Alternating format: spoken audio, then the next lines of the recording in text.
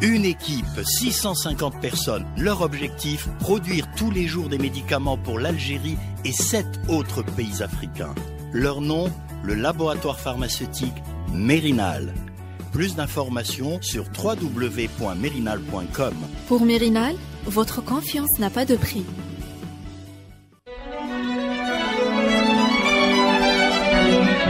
Pour bien s'entendre, il faut bien s'écouter. Rendez-vous sur M, la petite radio du Grand Maghreb. Radio M, le café presse politique.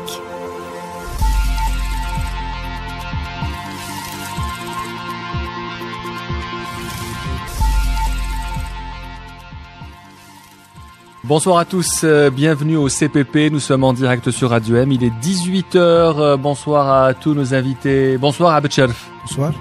Bonsoir Hatta Hazzam. Bonsoir. Bonsoir Akram Kharif. Bonsoir. Alors, tu aurais pu commencer par la solidarité. Oui. Déjà, nous allons commencer par dire que nous avons un peu plus de liberté de temps aujourd'hui. Abed Sherf, tu sais pourquoi? Donc on peut se lâcher aujourd'hui. Abed Sherf, qu'est-ce qui vous a marqué cette semaine? Le Hafara. Oui, c'est vrai. Je pense que c'est vraiment l'événement. Il y a tellement de symboles que c'est le Hafara. Et le ministre des Transports. Hafara, point. Le ministre des Transports qui a félicité le directeur d'An-Nahar pour avoir couvert le trou. Des travaux publics ou de... Non, le ministre des Transports et des Travaux publics. Oui. Maintenant, c'est un seul ministère. Oui, c'est vrai. Hada Hazzam, qu'est-ce qui vous a marqué cette semaine? Je dis comme شارف الحفرة يوصي الرسالة تاع قايد صالح في مجلة الجيش l'éditorial de Absolument. la revue de الجيش. Voilà. Qui a aussi peut-être un peu répondu au dernier CPP, le général Gaïd Salah, puisque nous en avions parlé mercredi dernier. Akram, qu'est-ce qui vous a marqué cette semaine? Plein de choses, mais Sarkozy out. Oui, très intéressant. Nous aurons l'occasion d'en parler dans la deuxième partie de ces élections primaires en France. L'Algérie est directement concernée. On va commencer maintenant par l'actualité nationale et c'est l'information de la semaine. C'est bien sûr la loi de finances 2017 qui a été votée dans la labeur hier. C'était très difficile puisque beaucoup de partis d'opposition se sont opposés à cette loi de finances. Abed Sherf, est-ce que nous pouvons dire qu'avec toutes ces augmentations, l'année 2017 s'annonce rude pour les Algériens? Je crois pas. Je crois pas que c'est ça qui va faire la difficulté de 2017. La difficulté, ça va être dans la gestion, ça va être dans l'inflation. Donc, c'est tous les prix qui vont augmenter. Là, si on a un secteur où les prix augmentent de 5% ou de 10%, on est certain que ça sera que 5% parce que ce sont des prix maîtrisés et fixés par l'État. Par contre, pour le reste, on n'en sait rien.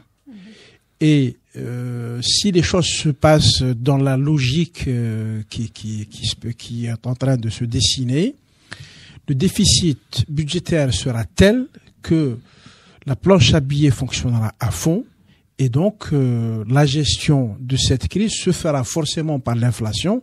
Et là, on va avoir de vraies augmentations, l'inflation importée notamment, donc par la dévaluation du dinar, et l'inflation qui sera créée par la création de la monnaie. Hada Hazzam, est-ce que ça sera une année difficile pour les Algériens 2017? Oui, je pense, oui, mais c'était prévisible. Là, c'est déjà, on a déjà vu comme ça avant, avec à chaque fois qu'il y a une baisse des prix du pétrole, c'est toujours la poche des Algériens qui paye le prix. Depuis les années 90, depuis les restrictions du FMI les années 90, ça n'a pas changé depuis et le malheur, ça va continuer encore. Et l'année 2017, ça sera plus difficile. Je ne sais pas comment ça va, ça va se répercuter sur la rue. Je ne sais pas, je ne pense pas, mais rien ne va changer. Ça serait pire. On va en parler de la rue. Vous faites bien de le dire, Akram. Augmentation de la TVA, du carburant, de l'électroménager. Est-ce que vous pensez que les Algériens vont accepter? Est-ce qu'ils vont supporter? Ils n'ont pas le choix, hein. On leur a pas laissé le choix de supporter ou pas ça. On leur a imposé ça. On voit un peu des réactions dans la rue de gens qui dénoncent un peu l'attitude des élus, qui remettent en cause tout ça, mais le peuple n'a pas le choix. En fait, je pense que tu m'aurais posé la question que tu m'as pas posée, la première, celle qui a été posée à Abed. Pour l'année? Pour l'année, moi j'ai plus peur de 2018 que de 2017. Parce que, vu le déficit, le gouvernement était devant un choix, qui était ou bien tailler dans le gras des subventions, etc., ou bien se délester de fonctionnaires. Il n'a fait ni l'un ni l'autre. Donc, il est en train de prendre sur les taxes. Donc le pire, c'est 2018, à mon avis, parce que là, si le prix du pétrole continue à dégringoler ou bien reste à ce niveau-là, et si surtout la valeur du dinar continue à dégringoler, ils seront devant un choix compliqué en 2018. Vous avez peur de 2018, nous on a tous peur de 2019, mais tout le monde sait pourquoi. Abed Sharf? Oui, ce qui me gêne dans l'attitude du gouvernement, c'est que il n'assume pas complètement ce qu'il est en train de faire. Pourquoi? Il n'assume pas parce qu'il a peur. Et il est en train de donner de très mauvais signaux.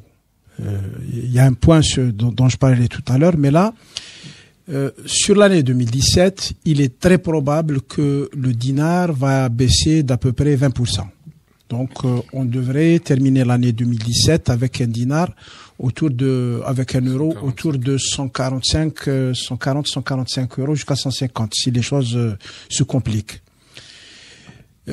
Avec cette donnée, tout ce qui est importation va connaître un bouleversement dans les prix.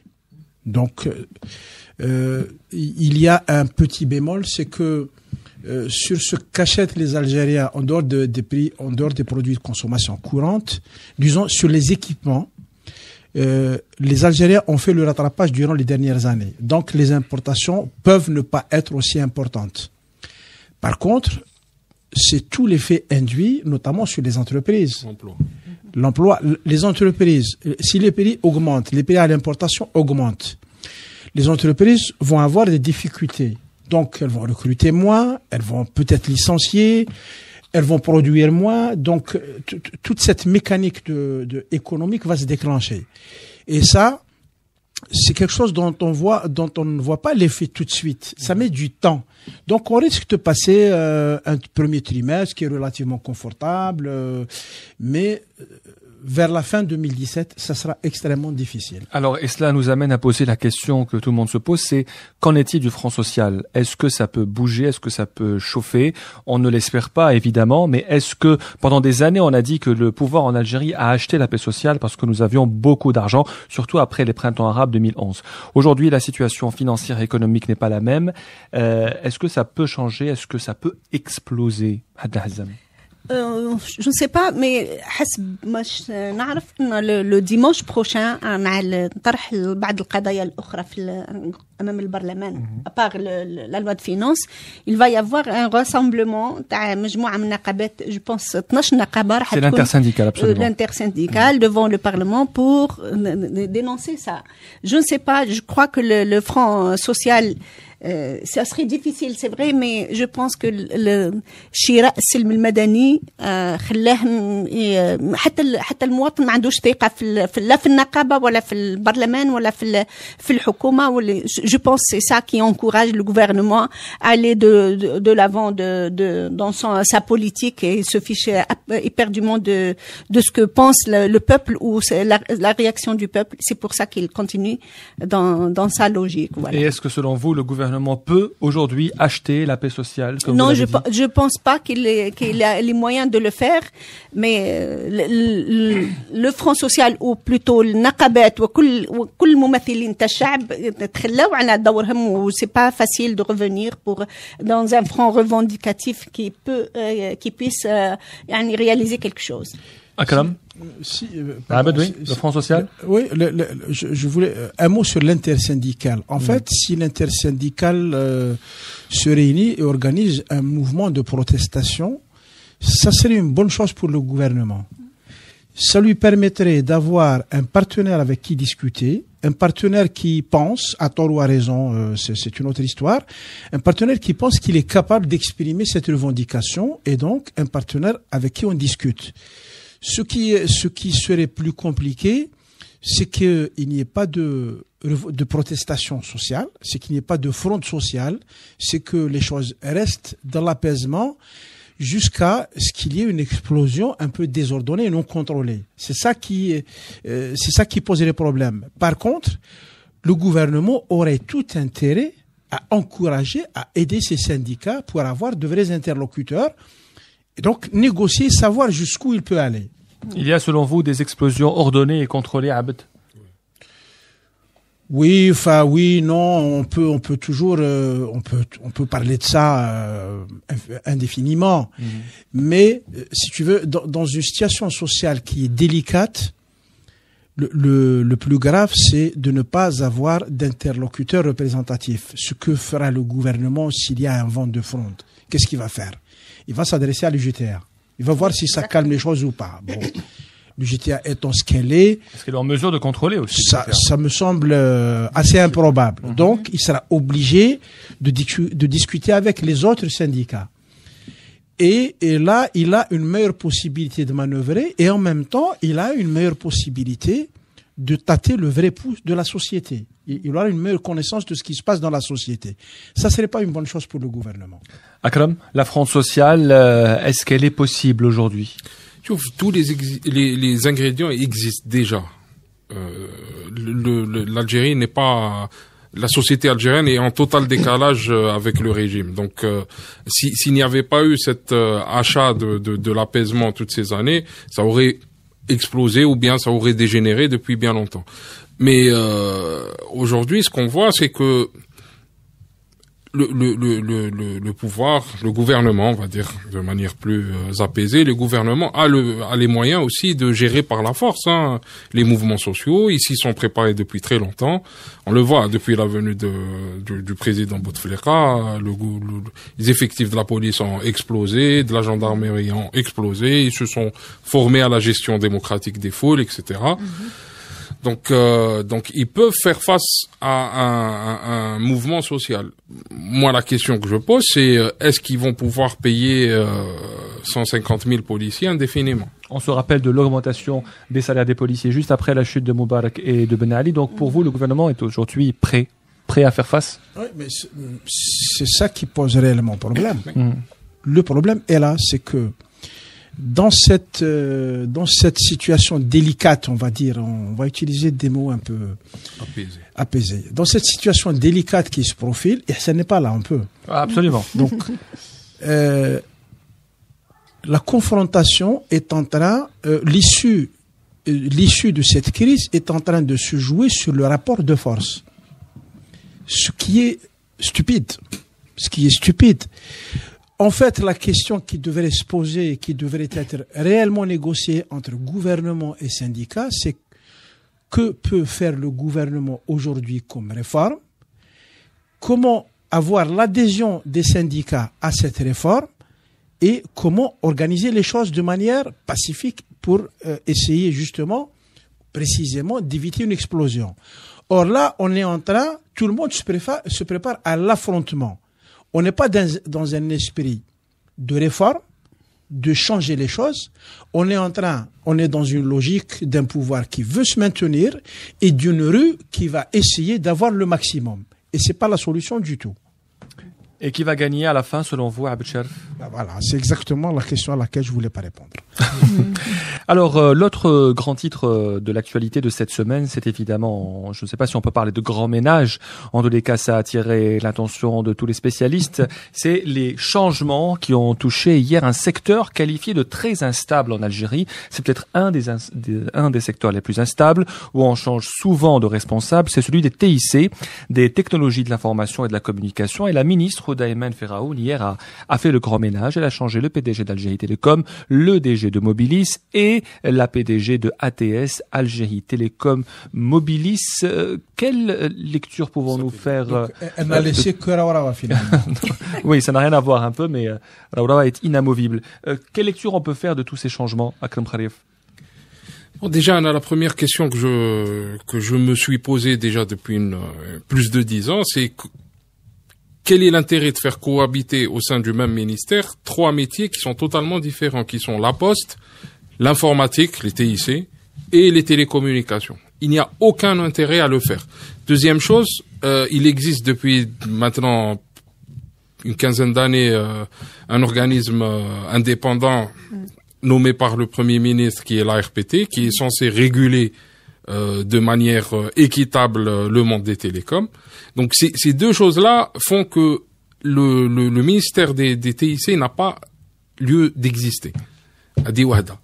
Deuxièmement, on voit que depuis que Houda Faraoun est installé, on voit que il y a eu de nombreux changements à la tête des différentes grandes entreprises. Algérie Post, Algérie Télécom 2 fois, Mobilis 2 fois. Ça commence à bien faire. Il n'y a pas de gage de stabilité. Aujourd'hui, c'est quand même un secteur qui n'est pas sensible en termes de poids stratégique, mais c'est c'est un des rares secteurs publics où coexistent encore de grandes entreprises. Donc, il n'y a aucun intérêt à saboter le moral des dirigeants de ces entreprises en procédant comme ça, en installant des gens en les mettant sur des postes d'intérim et puis en les relevant de leurs fonctions sans raison évoquée, parce que jusqu'à maintenant, on n'a aucune idée sur les raisons qui ont prévalu au licenciement, enfin au limogeage de monsieur Habib, de madame Belberkani et d'autres personnes. Je vais vous donner une image. En fait, j'allais donner cette image comme image de la semaine, bien qu'elle est un petit peu périmée maintenant.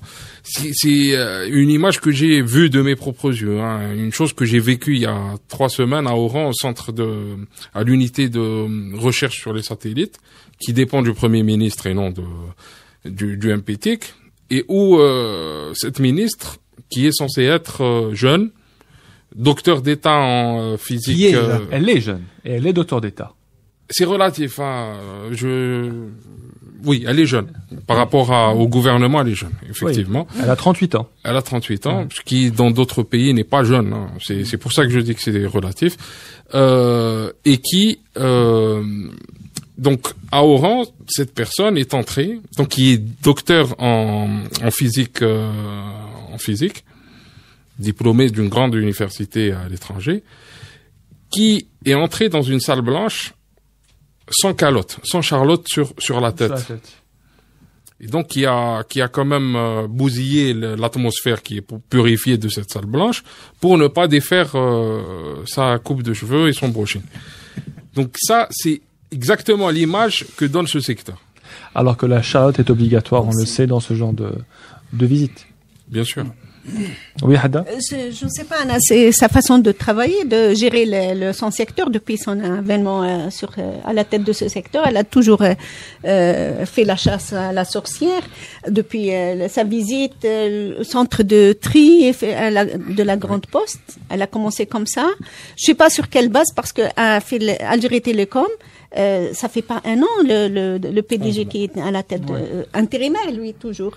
Je ne sais pas sur quelle base elle l'a renvoyé, puisque il a réalisé le مطلوب منه, c'est-à-dire le défi اللي طلبته منه هو تحقق. Il a fait même un bénéfice de 57 milliards, quelque chose comme ça. Je sais pas sur quelle base sa façon, peut-être pour Il y a aussi une interrogation concernant ce que vous venez de dire, c'est que faut dissoudre le MPT. Madame Faraoun est aussi chargée du numérique. Il y a eu la nomination de Moatassem Boudiaf, qui est ministre délégué chargé de l'économie numérique. Donc on ne sait pas aujourd'hui qui s'occupe de l'économie numérique, parce que logiquement c'est elle. Maintenant il y a lui. Donc on a parlé d'une bourde gouvernementale. Aussi, c'est une question sur laquelle on pourrait revenir. Qu'est-ce que ça vous inspire, tous ces changements? Apparemment, dans son ministère, c'est sa façon de gérer les choses. Son personnel, ses cadres sont toujours sur leur garde, parce qu'elle est toujours derrière. Elle ne cesse de punir. Oui, justement, de punir. Même quand elle s'absente, quand elle revient, vous avez fait ceci, vous avez fait cela. C'est sa façon. C'est une bonne chose, non? Elle est toujours derrière eux. C'est pas une bonne chose, selon vous? Je ne sais pas. Peut-être, oui. En tout cas, ça libère pas l'esprit d'initiative, ça c'est clair. Elle est derrière eux parce qu'elle n'a rien à faire, en fait. Elle est ministre. Elle est ministre. Oui, mais j'allais dire, c'est tout le problème du 4e mandat. C'est tous ces gens. Elle est ministre. En principe, elle aurait dû se poser la question quand elle a été nommée, c'est quoi l'éthique dans l'Algérie d'aujourd'hui? Comment ça peut contribuer à la croissance économique, à la modernisation de l'école, à l'avancée de la société? Toutes ces questions qui font avancer un pays. Mais toutes ces questions ne sont pas posées du tout. Le secteur est géré selon une autre logique. Il y a la force d'inertie du ministère qui est là. Et il y a les besoins de la société, des entreprises, de l'économie qu'il faut satisfaire. Et donc, le ministère ne lâche que sous la pression un certain nombre de choses qu'il ne peut plus contrôler, qu'il ne peut plus maintenir. Aujourd'hui, on va se poser la question. La 3G, on a commencé à fonctionner avec la 3G quand? En 2012, je crois. Si la 3G avait commencé, disons, en 2002, qu'est-ce qui aurait changé? Pourquoi on a mis ça sous le coude entre 2002 et 2012? Quel a été l'intérêt fondamental du gouvernement ou du pouvoir à bloquer cette évolution? C'était quoi? On va se rendre compte, c'est rien. C'était totalement inutile. Improductif, ça a bloqué l'économie, ça a empêché de faire de l'argent, etc. Oui, il y a tout ça, mais le gouvernement a gagné quoi en bloquant la 3G pendant tant d'années? Rien. C'est des années perdues, comme dans d'autres secteurs. Et donc, on est dans exactement le même schéma de fonctionnement. On n'est pas dans le même schéma. C'est le secteur des TIC, c'est le seul, paradoxalement, secteur en Algérie qui a régressé en 10 ans. Alors que c'est censé être la 3G et la 4G. Non, je vais vous dresser un tableau très rapide, très concis et très précis sur les choses. En 2006, il y a 10 ans, on avait des providers Internet privés. Absolument. Ça n'existe plus. On avait un opérateur de téléphonie fixe privé qui n'existe plus. Il y avait des câbles sous-marins privés qui amenaient Internet en Algérie. Il y avait un projet e-Algérie 2013. 2013, je le dis bien, qui était lancé. Il y avait un projet d'alphabétisation numérique qui s'appelait Ousalatek.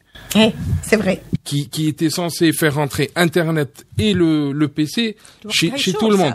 Oui, absolument, qui était mise des postes. Aujourd'hui, qu'est-ce qui reste? Les prix d'Internet et le débit d'Internet sont les mêmes depuis 2016. Depuis 2006. Sont quasiment les mêmes. Il y a moins de providers. Nous avons les mêmes opérateurs face à nous. La qualité de service s'est dégradée. C'est vrai. Et mis à part la 3G et maintenant la 4G, il n'y a rien de nouveau. Rien. Et que va changer, selon vous, ces changements opérés hier à la tête de ce secteur? Est-ce que c'est une bonne chose? Est-ce que ça va faire avancer les choses? Ou alors le contraire? Ça va terroriser déjà ceux qui seront installés aujourd'hui. Ils ne prendront pas d'initiative, ils n'auront pas d'esprit d'entreprise, ils ne feront que gérer au jour le jour leur société en camouflant ce qu'ils peuvent camoufler. Oui, c'est moi je disais que c'est le même fonctionnement. Je maintiens que c'est le même fonctionnement. Et comme pour les autres secteurs, c'est que ce qui devient le marqueur de ce moment que nous vivons, c'est l'absence de projet, l'absence de cap. Les gens sont là pour gérer l'instant présent, pour gérer les équilibres présents. Évidemment, derrière eux, il y a des intérêts, il y a de l'argent, il y a des gens qui se font de l'argent.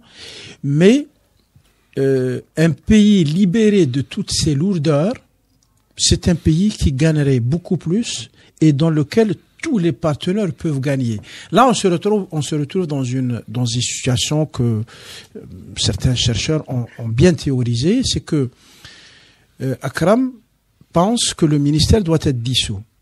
En fait, moi, ça me rappelle les années 90, quand le ministère de la Communication a été dissous. Et donc, l'explosion de la presse a eu lieu quand il n'y avait pas de ministère. C'est une bonne chose ou une mauvaise chose?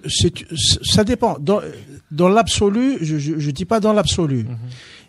Un tel ministère, oui, il pourrait être dissous. Si on a des organes de régulation qui fonctionnent, ça serait magnifique. Mais il y a un point précis dont je voulais parler, c'est que Un ministère, c'est un instrument pour gérer un pays. Et l'Algérie de 2016, c'est un pays où les instruments de gestion deviennent eux-mêmes les problèmes. Aujourd'hui, dans beaucoup de secteurs, c'est les ministères qui sont les problèmes. C'est eux qui créent le problème, c'est eux qui empêchent les solutions. Hada?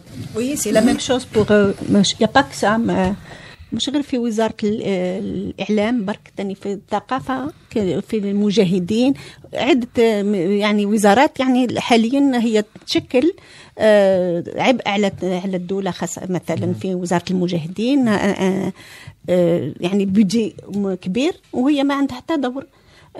نفس الشيء نظن أنا متفق مع أكرم خريف لما يقول أن وزارة الاتصال تحل البوست تحل لأن حتى هدى فرعون نظن ما عندها حتى علاقة بالسيكتور هي التخصص تاعها هي الشيمي دي سوليد ما عندها حتى علاقة وشفناها يعني التعليق تاعها في وقت البكالوريا على تسريبات السوجي دو باك ولما قالت أن يعني لا كونيكسيون تاعكم ولا تزوروا المواقع تاعكم ولا صفحاتكم تاع مش اهم من مستقبل الاطفال. انا شفت انها لا علاقه لها بالسيكتور تاع الاتصال وما عندها ما تعرفش اهميه الانترنت بالنسبه للشركات ولا بالنسبه لانها وسيله تاع التواصل وسيله عمل هي تضيع الكثير من الاموال الشركات لانها تخليها تفقد الكثير من تعاملات تاعها. ولذلك أنا شفت أنا هدى فرعون أعتقد ما عندها حتى علاقة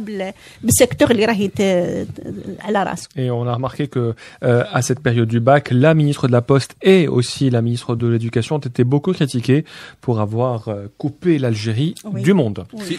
Si je peux me permettre une petite phrase, ça ouvre aussi la voie. Non, c'est lié à la loi de finances.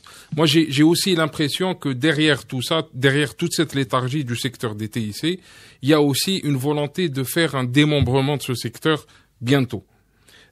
Tous les acquis qu'on aurait pu obtenir alors qu'on avait de l'argent, alors qu'on avait du temps et de la planification, il y a une quinzaine d'années, je pense que 2017-2018, il va y avoir une ouverture anarchique du secteur et un véritable démembrement qui sera bon pour personne.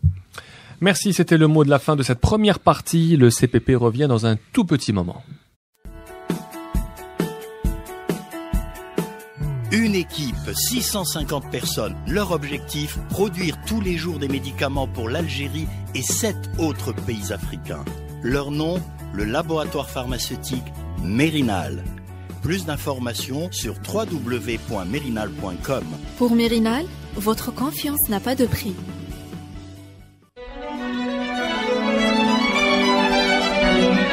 Pour bien s'entendre, il faut bien s'écouter. Rendez-vous sur M, la petite radio du Grand Maghreb.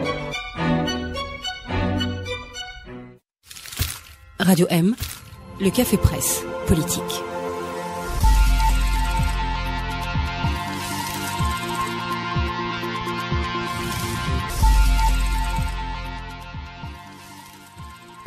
Bienvenue à tous les auditeurs de Radio M, du CPP, que vous soyez en Algérie ou à l'étranger. C'est la deuxième partie de notre émission. On va s'intéresser un peu à ce qui se passe autour de nous, mais bien sûr, à mesure où nous sommes concernés à Abed Chalef par ce qui se passe en France, par cette campagne, n'est-ce pas, du deuxième tour de ces élections primaires.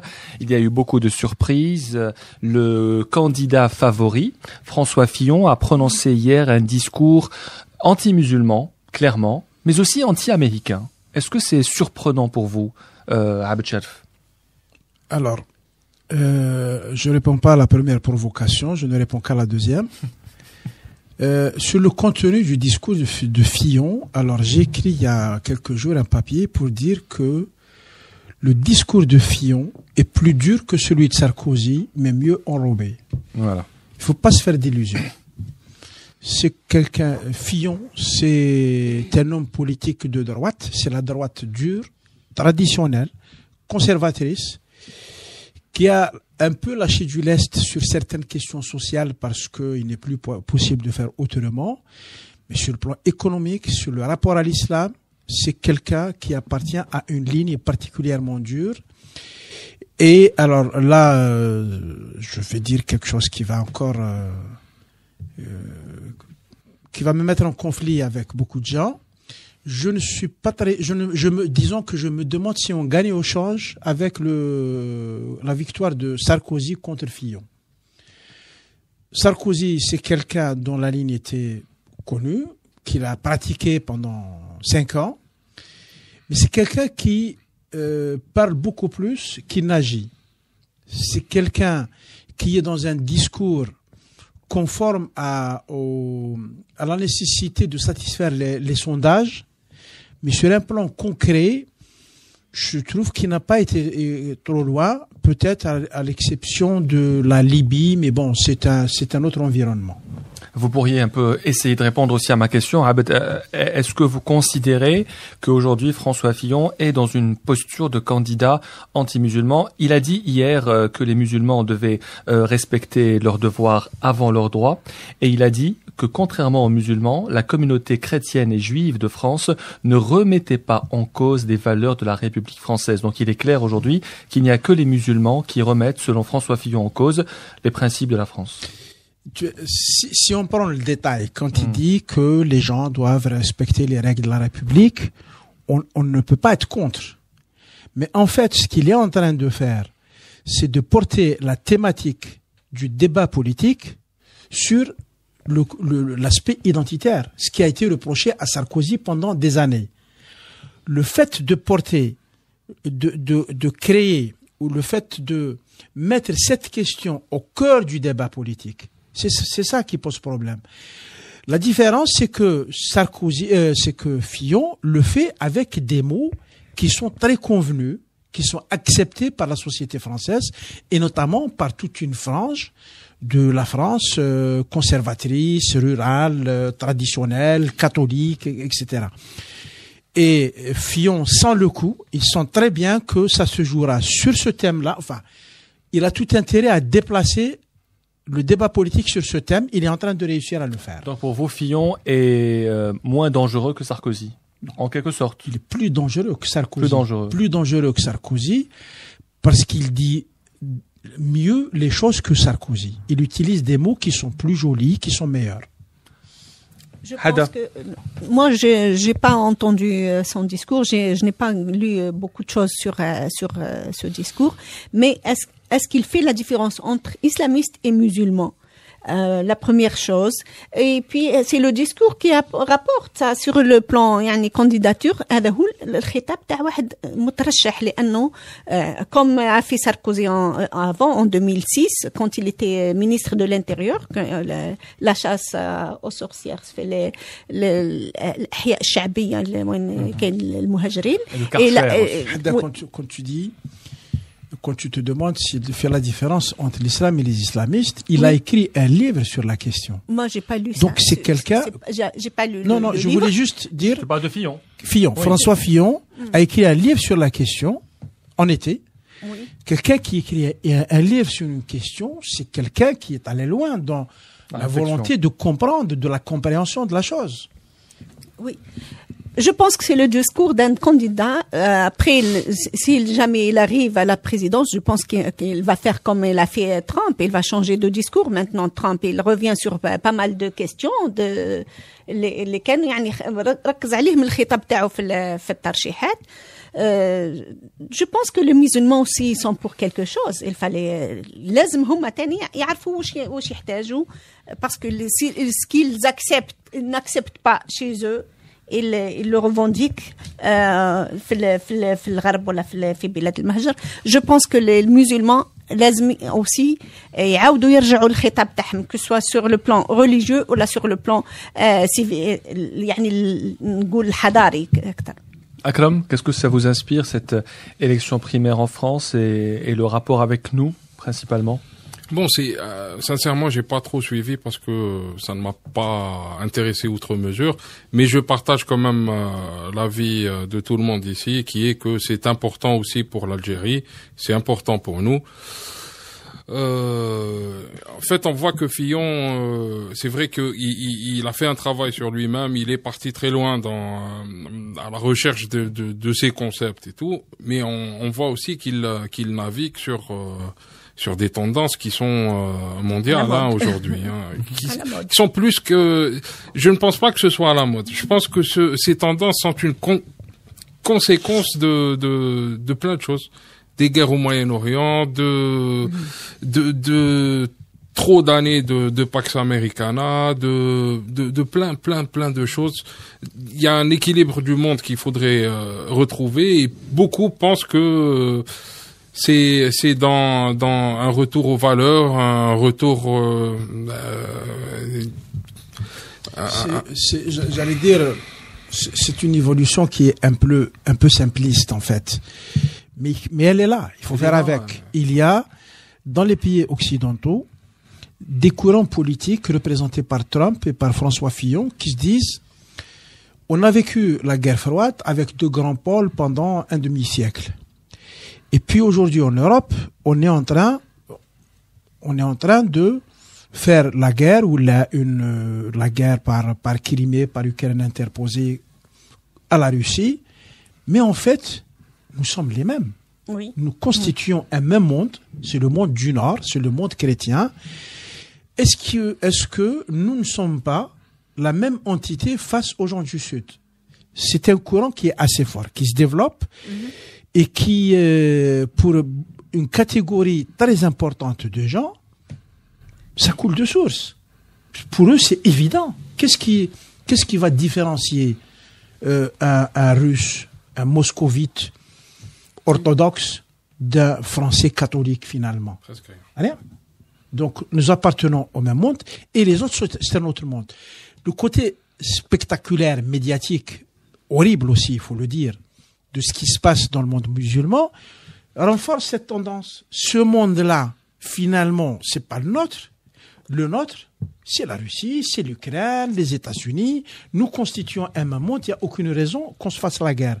C'est une pensée qui est en train de se développer. Et on se rend compte qu'elle est portée. Fillon, ça a été presque une surprise quand il a exprimé ça. Trump, ça a été une énorme surprise qu'un candidat républicain à la présidence le dise. On va faire ami-ami avec la Russie. Mais en fait, quand ils vont voir les intérêts économiques, politiques qui sont là, ils vont peut-être accélérer le mouvement. Et c'est nous qui allons payer le prix, peut-être. Hein. C'est des points d'interrogation. Et qu'en est-il, selon vous, du vote des Maghrébins et des musulmans, puisque, selon les statistiques, eh bien, les Français d'Algérie ont voté pour une grande majorité pour Alain Juppé.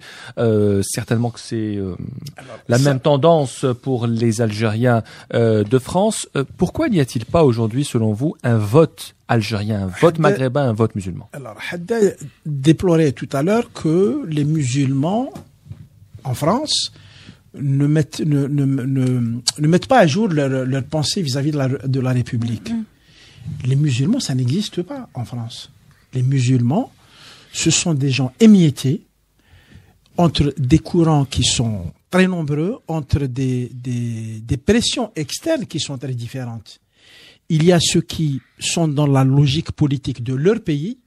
Enfin, disons, les Algériens essayent de placer l'Algérie, les Marocains et les Tunisiens qui sont plus puissants, surtout les Marocains qui sont les plus puissants, donc constituent des lobbies plus efficaces. Ensuite, tu as le Qatar, les pays du Moyen-Orient, qui représentent pas des intérêts politiques et économiques. Et à côté de tout ça, tu as les courants idéologiques. C'est les filles, les toroqiyin, les traditionalistes, les laïcs, etc. Ce qui fait que parler d'un musulman français, ça n'a pas de sens. Il n'a pas d'entité politique précise. Ce qui fait que ils sont là, ils sont nombreux, nous pensons qu'ils sont nombreux, mais en fait, ils sont partagés. Il peut y avoir une tendance en faveur de Juppé, mais pas plus. Pas plus. Hada? Non, mais on pourrait aussi penser que les musulmans de France, qui n'existent pas, mais se sentant acculés par à la fois Fillon et l'extrême droite, se rabattent sur une solution qui serait ou bien Juppé ou bien la gauche, qui aussi n'a pas répondu ces dernières années aux attentes. À leurs attentes. Il y a un problème dont il faut tenir compte. Il est tout bête, mais il est là. Ceux qui s'expriment en France au nom des musulmans, ce sont généralement des islamistes plus ou moins prononcés. Les islamistes sont en désaccord total avec la gauche sur les questions sociétales. Donc ils reviennent un peu vers la droite. Fillon, avec l'hostilité de Fillon, en principe, il devrait voter massivement pour Juppé. Mais ce n'est pas le cas. Mais les questions sociétales en France ne sont pas posées chez les musulmans. Ils les rejettent et ils les refusent au khlas. Cela nous amène à parler évidemment de la montée du radicalisme aujourd'hui après la victoire surprise de Donald Trump aux États-Unis, celle probable de François Fillon dimanche prochain et peut-être à l'Élysée en France en mai prochain. Qu'est-ce qui explique selon vous cette montée du radicalisme et la défaite des candidats modérés? Pourquoi selon vous? Il faut définir le radicalisme. Alors, je laisse à Akram le soin de répondre. Moi, je vais dire la dernière énormité de l'émission.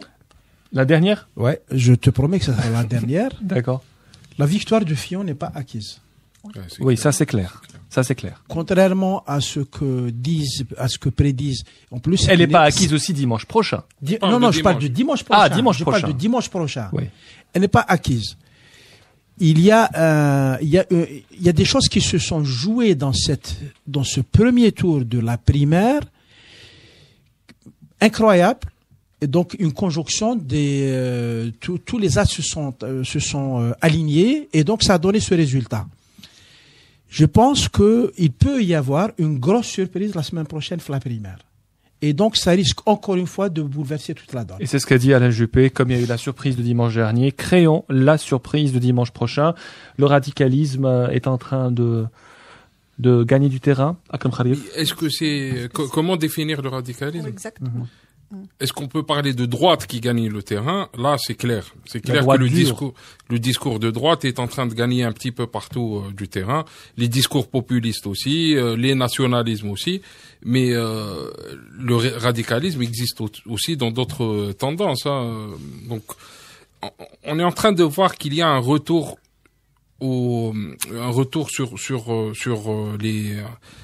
sur les nations, sur les pays, qui font un travail sur eux-mêmes. Oui. Donc il y a plus d'isolationnisme, plus d'enfermement, de renfermement sur soi. Ça c'est très visible.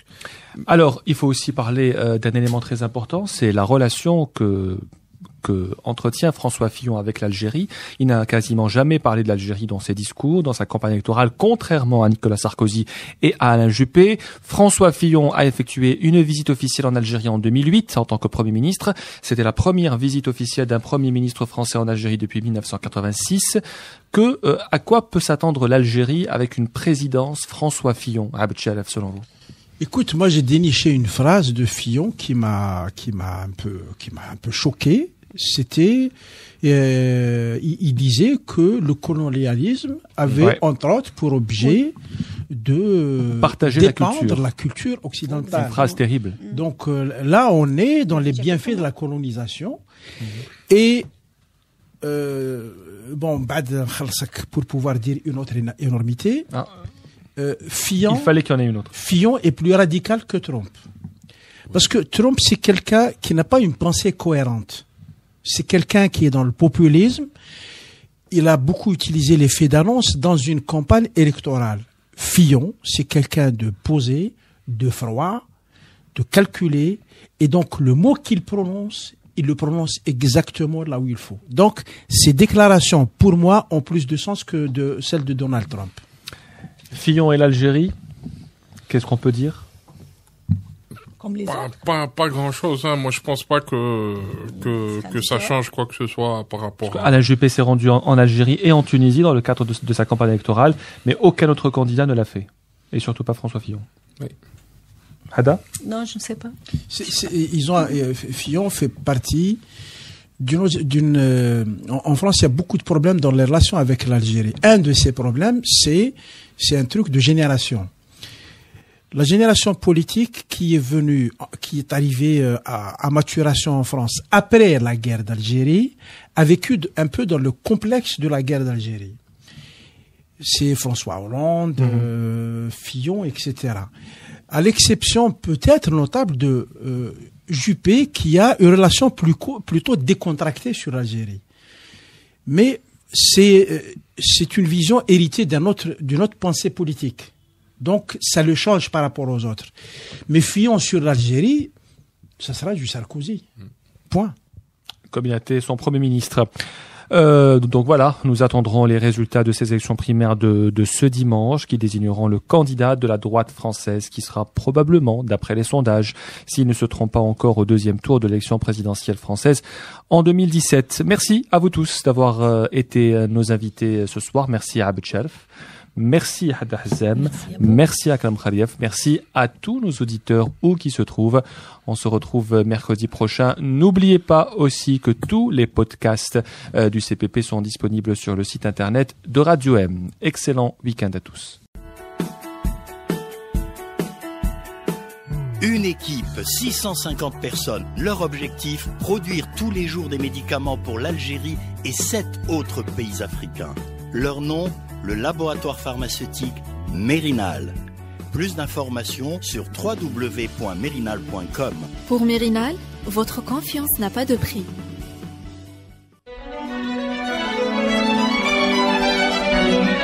Pour bien s'entendre, il faut bien s'écouter. Rendez-vous sur M, la petite radio du Grand Maghreb. Radio M, le café presse politique.